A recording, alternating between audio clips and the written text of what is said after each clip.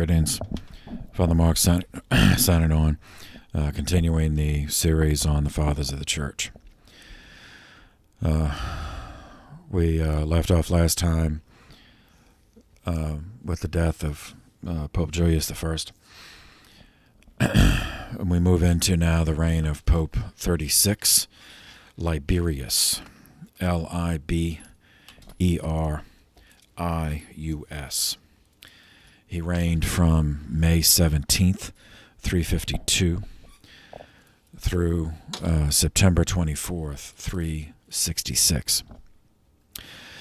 After a 35-day sede vacante, Liberius was elected Pope 36. He was a Roman priest. It was his misfortune to become pope when the entire empire was ruled by the Arian heretic Constantius II, who surrounded himself with Arian bishops, who long resented the papacy for the support given by previous popes to Eastern prelates like Athanasius, who supported Nicene, the Council of Nicaea, and its Christology, that Jesus was both true God and true man. In the next year, 353, Arian stooges, seeking imperial favor, orchestrated a synod, a false synod, heretical synod, in Arles. Well, that's Arelate in Gaul, present-day Arles in France, Arles. This synod confirmed that Athanasius had been deposed from his see way back at the Synod of Tyre in 335. It also promulgated a creed, of Antioch from 341, but promulgated it in the West as a pretense of compromise to the Nicenes. So this was the semi-Arian creed we covered last time, which substituted the Nicene word, the Greek. It's an elision of two Greek words, homoousios, meaning one in being, or consubstantial, that the Son is one in being with the Father, consubstantial with the Father.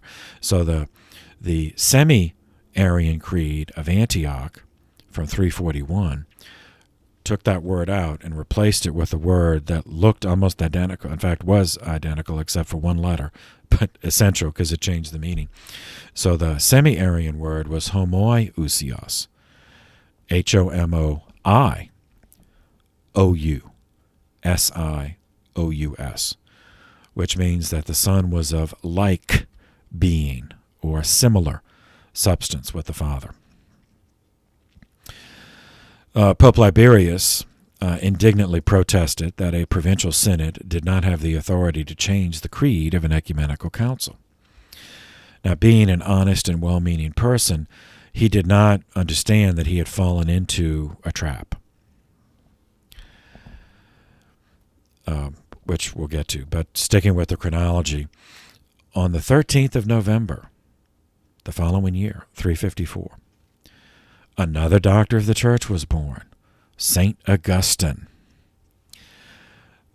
Lived from November 13th, 354, through August 28th, 430. He was born in Tagaste, that's present-day Souk Arras in the nation of Algeria. It's at North Africa.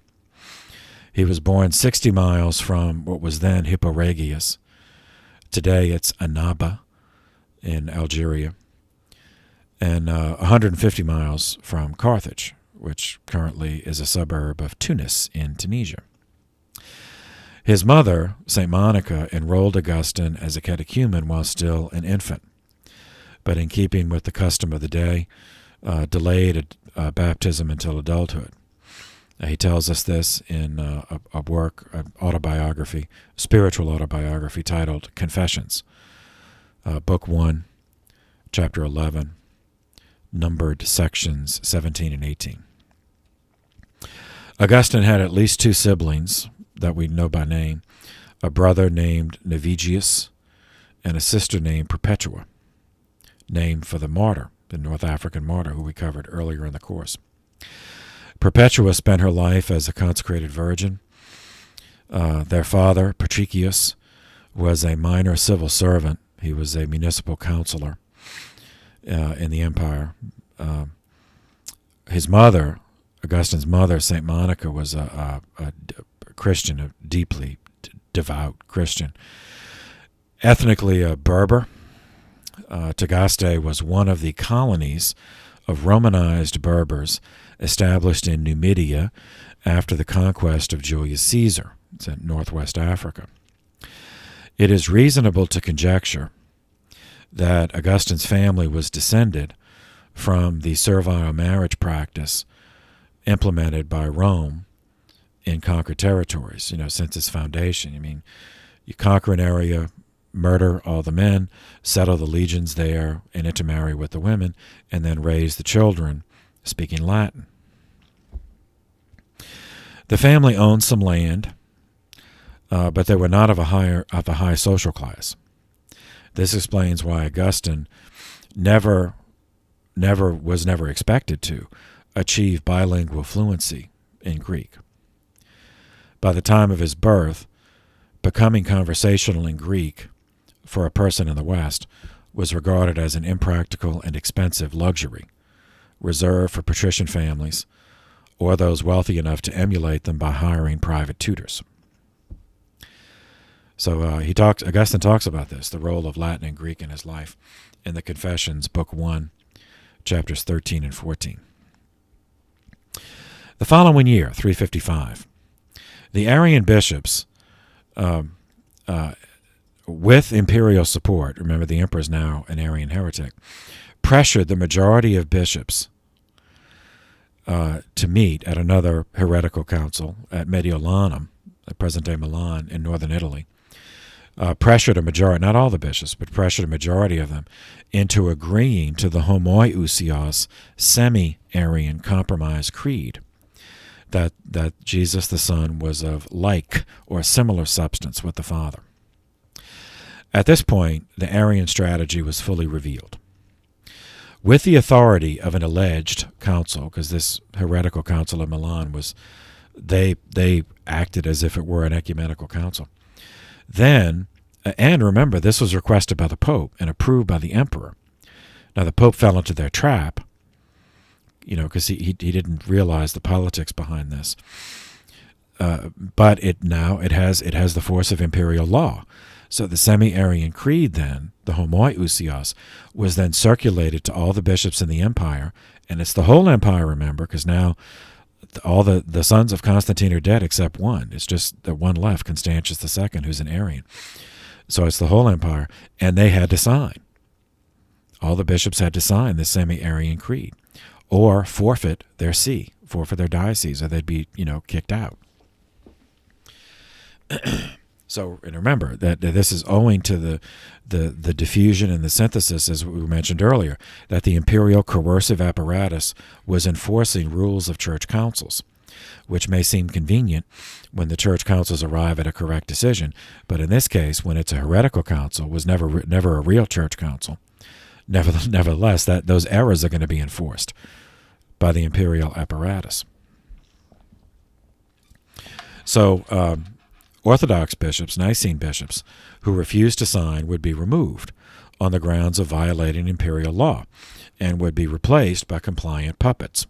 So Bishop Hosius of Cordova, Bishop Cyril of Jerusalem, Bishop Athanasius, again, of Alexandria, Bishop Hilary of Poitiers, who's also a doctor of the church, Bishop Dionysius of Mediolanum, and Pope Liberius, along with other Nicene bishops, were arrested and banished from their dioceses and replaced with Arian stooges. In Mediolanum, present-day Milan, the Arian stooge that was installed was named Auxentius, Auxentius.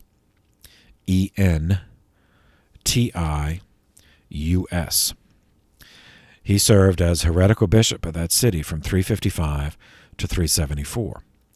And we'll encounter him again when we catch up with St. Ambrose. We've seen Ambrose born, but later in adulthood, we're going to meet him again and see how Ambrose follows this guy as a Nicene bishop of Milan. 355. A change happens. The empire is divided again for practical reasons. Pressure on the imperial borders became constant. Germans along the Rhine, Sarmatians along the Danube, Persians along the Euphrates. After only 5 years as sole emperor, Constantius II found it necessary to raise a co-Augustus to take over military operations in the West. The only male of the family still alive was a cousin named Julian. He was the son of a guy named Julius, who was a half-brother of Constantine the Great, descended from Constantius, Constantine's father, and Constantius's second wife, Theodora, whom he took, which is political marriage. This cousin, Julian, grew up. He was born in 331, and he reigned from 355 to 361 in the West, and then over the whole empire from 361 to 363. So the cousin Julian grew up profoundly damaged by the behavior of his extended family, who had murdered his parents and many of his friends in the various succession bloodbaths. For this reason, Julian regarded his classical education in a different way than his older cousins. He embraced Neoplatonic philosophy, not just as an academic discipline, not just as, okay, we study philosophy and these are the classics, but actually internalized it as the way he looked at the universe and looked at life. And he discovered and developed within himself profound admiration for earlier emperors like Decius, Valerian, and Diocletian, who had tried to restore Roman strength and character by forcing universal practice of Roman paganism. In 355, he took command in the West and quickly demonstrated a surprising aptitude for battlefield tactics for one whose education had been entirely academic. He had never even served in the legions. He won 6 decisive victories over 3 Germanic tribes, the Alemanni, the Laeti, and the Franks.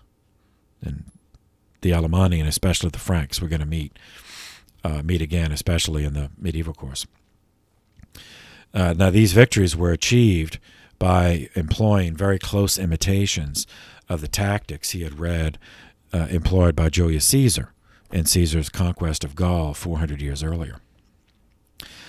Predictably, after achieving these victories, the sin of envy was soon at hand, filling the eastern Augustus, cousin Constantius II, with jealousy, but also fear that his younger cousin Julian, was doing better than him, militarily. So it had to be undermined.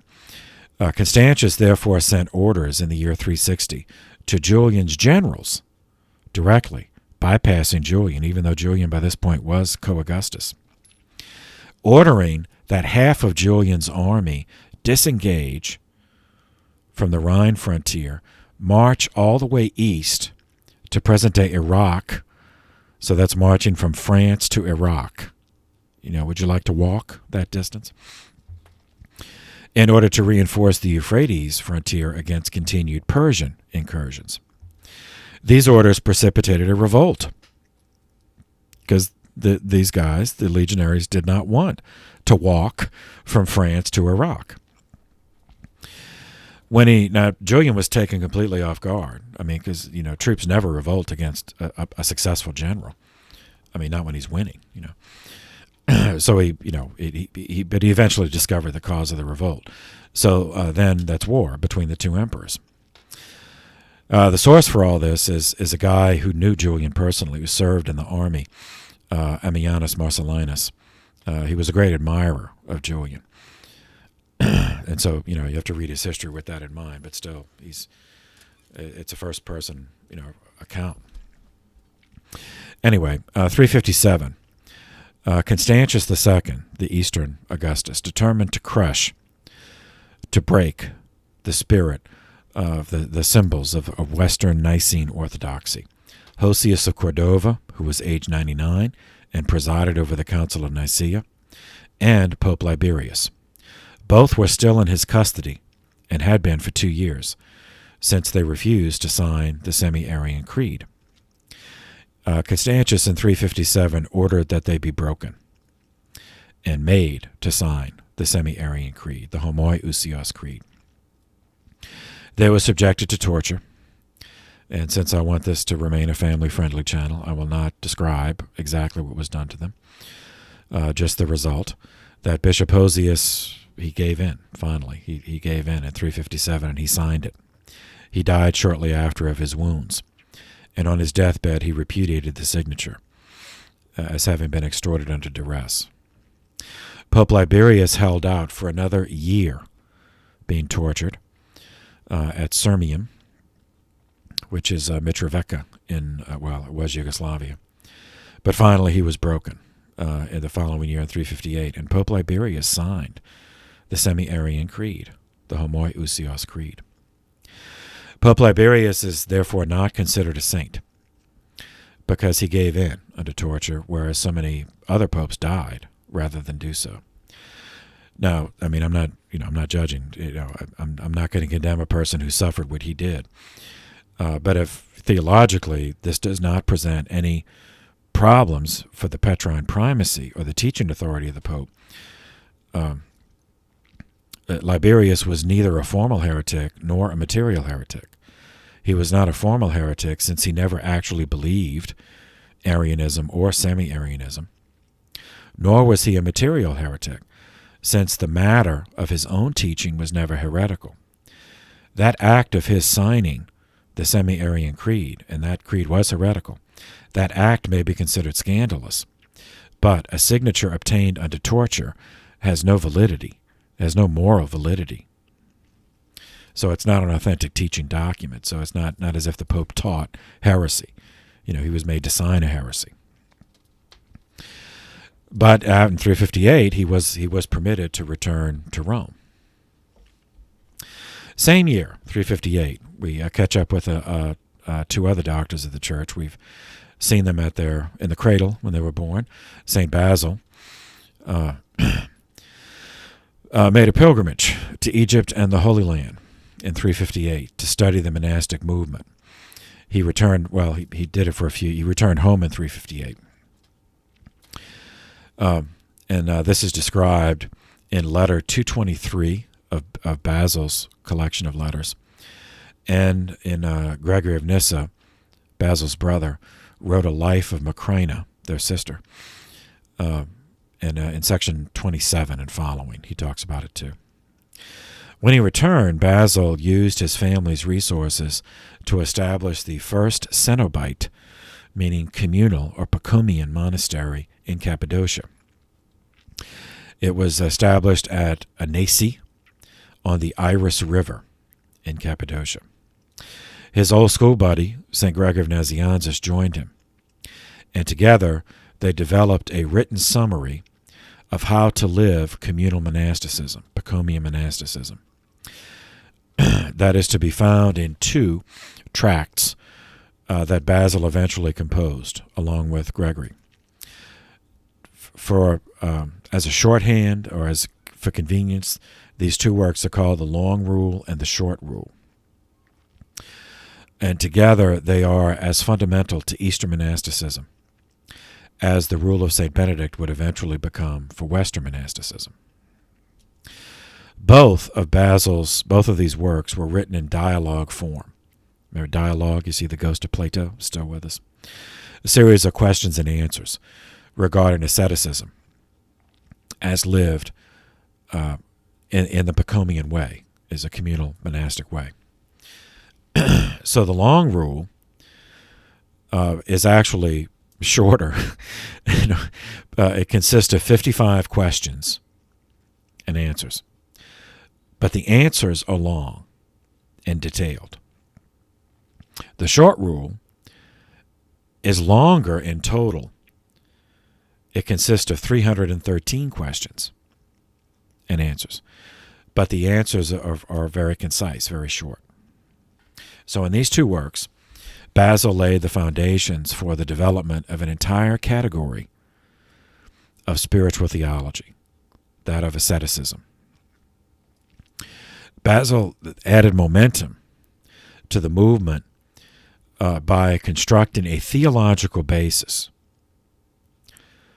for a way of life that many consider too extreme, and in so doing gave it legitimacy, and therefore is still with us.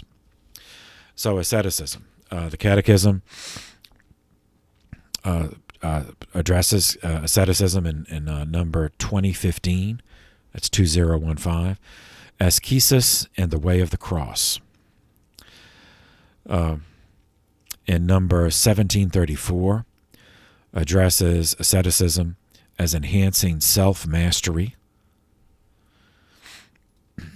And in number 2340, addresses asceticism as a means for living the baptismal promises, specifically the virtue of chastity. Okay, so what is asceticism? It's derived from a Greek word, ascesis, transliterated into English as A-S-K-E-S-I-S, which means training in the sense of discipline, or practice, self-control. So, then expressed in English, that ascesis becomes asceticism, A-S-C-E-T-I-C-I-S-M.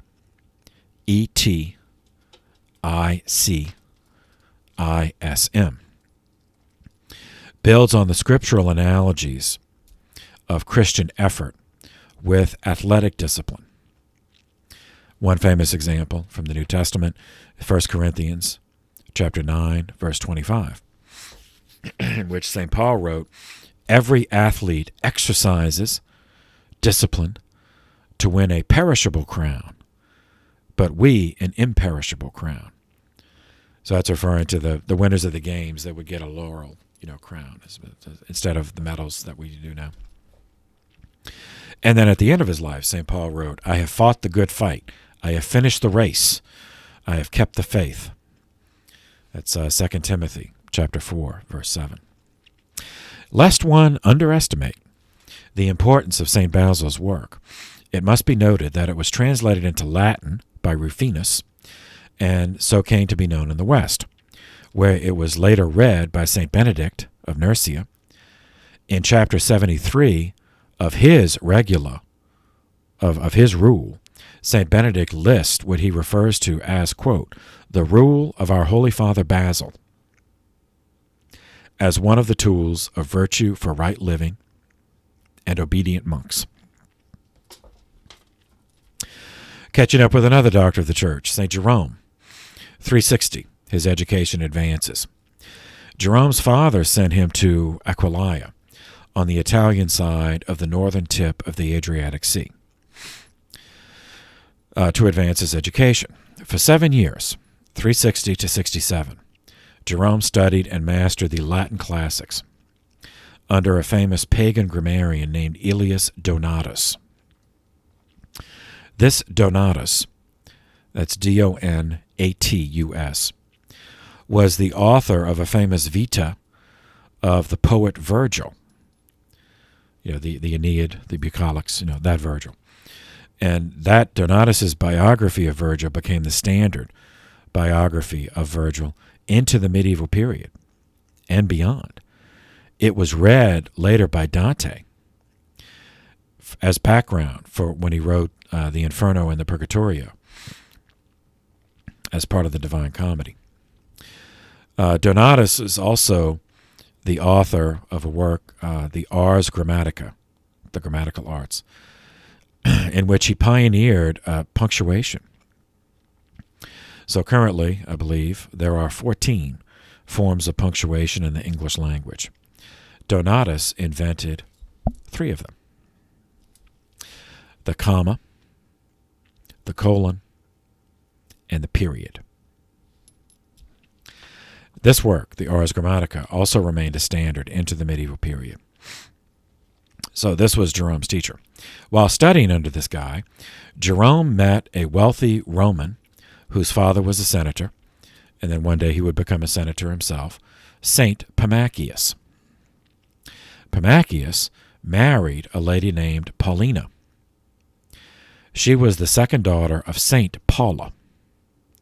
Saint Paula was one of Jerome's most faithful disciples. For the remainder of his life, Jerome's writings and letters would be filled with classical allusions, especially to Cicero and Virgil, showing the depth of his understanding of Latin literature and the breadth of his exposure to it. They shaped his writing style, and therefore eventually the style with which he translated the Bible into Latin. It was in this period that he made friends with some fellow Christians who were also seeking advanced learning. One of them, Rufinus of Aquileia, who became his closest friend, and but later in life they became bitter enemies. It's really sad. So Rufinus is spelled Rufinus, and Aquileia is Aquileia.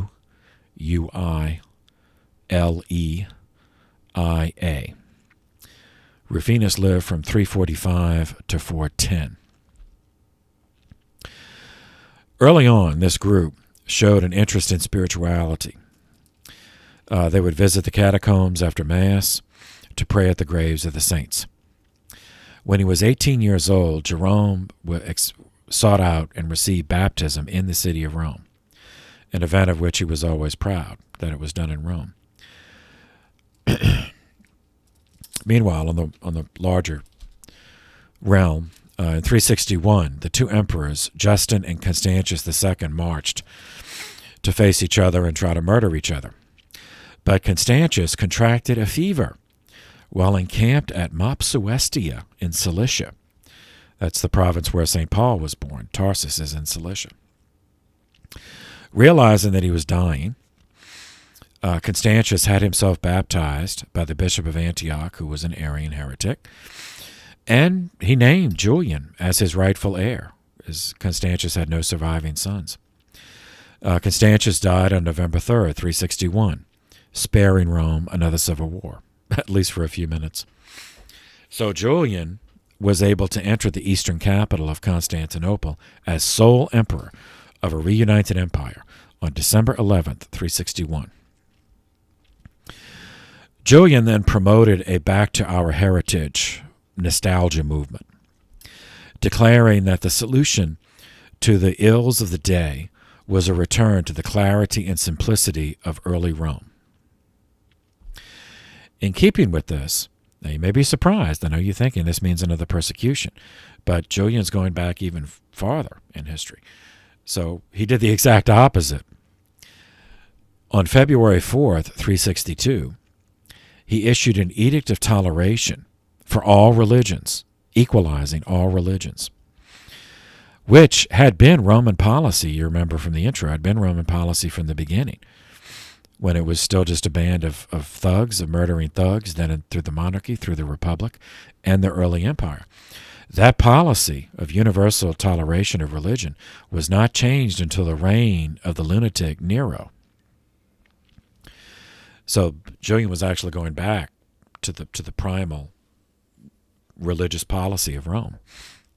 Now, if you look this guy up, he's called Julian the Apostate because he abandoned the Christianity of his upbringing and he returned to paganism. Ironically, Julian's choice for imperial neglect enabled Nicene Christians who had been exiled during the period of Arian dominance under Constantius II to return to their homes. This includes the Latin doctor, St. Hilary of Poitiers, Bishop of Poitiers, as well as Athanasius, whom we've already met, and another Eastern doctor of the church, St. Cyril of Alexandria.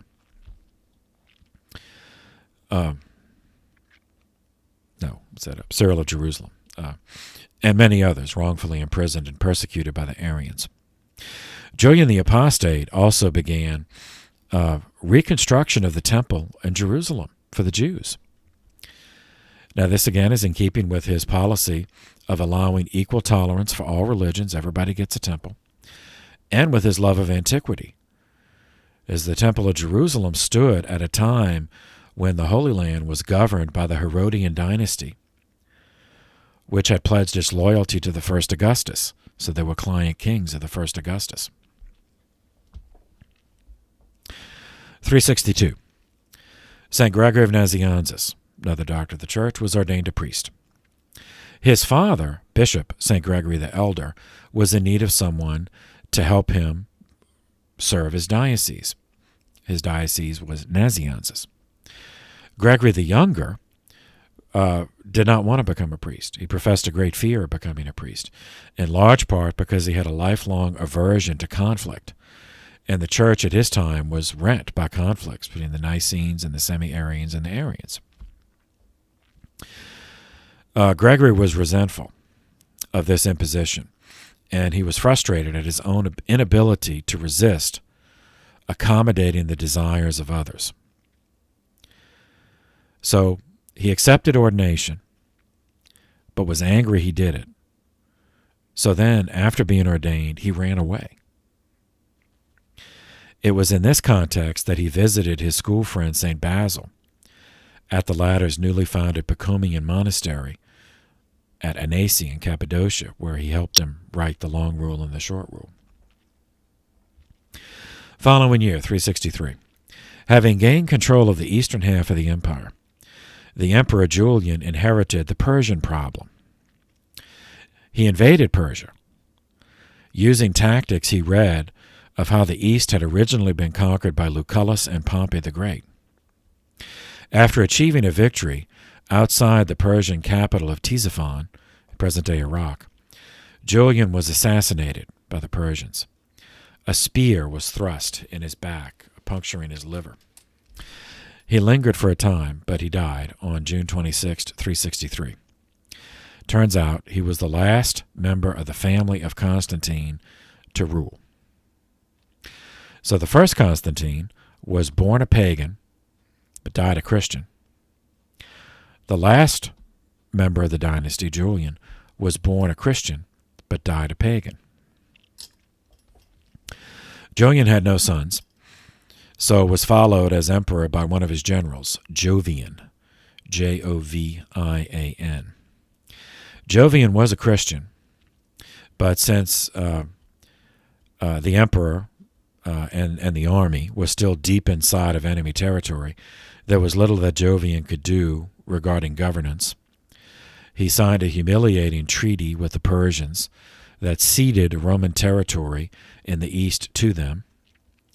Jovian then extracted the army and was marching to Constantinople when he was found dead in his tent on February 17, 264, 7 months after he became emperor. His death was attributed to something he ate or something he inhaled. With the death of the Emperor Jovian, who also had no heirs, a group of senators met with some leading officers in the army, and in 364, they agreed to name 2 respected career soldiers as co-emperors, dividing, the East and the West division. And these were brothers, half-brothers. The elder was Valentinian I, born 321, reigned from 364 to 375. He would rule in the West, with his capital at Mediolanum, or Milan. His younger brother, Valens, was born in 328. He reigned from 364 to 378 in the East, with his capital at Constantinople. The Eastern Emperor Valens was an Arian, while the Western Emperor Valentinian I was Nicene. In terms of religious policy, the 2 agreed on general toleration of all, with 2 exceptions.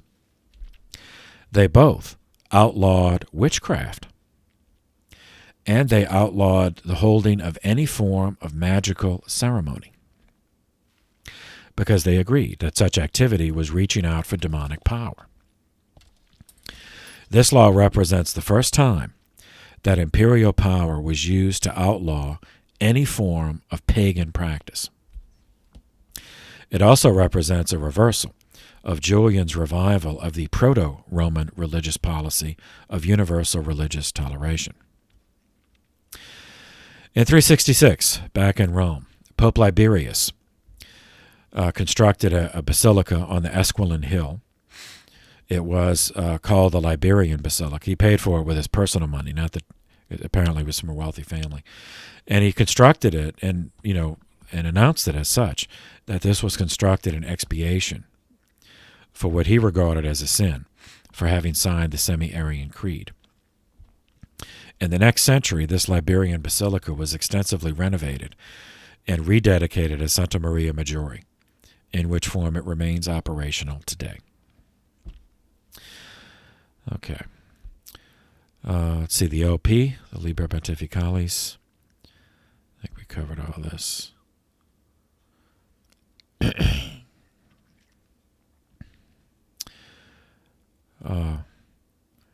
He had 2 ordinations in the month of December, but the numbers aren't listed, nor is the year.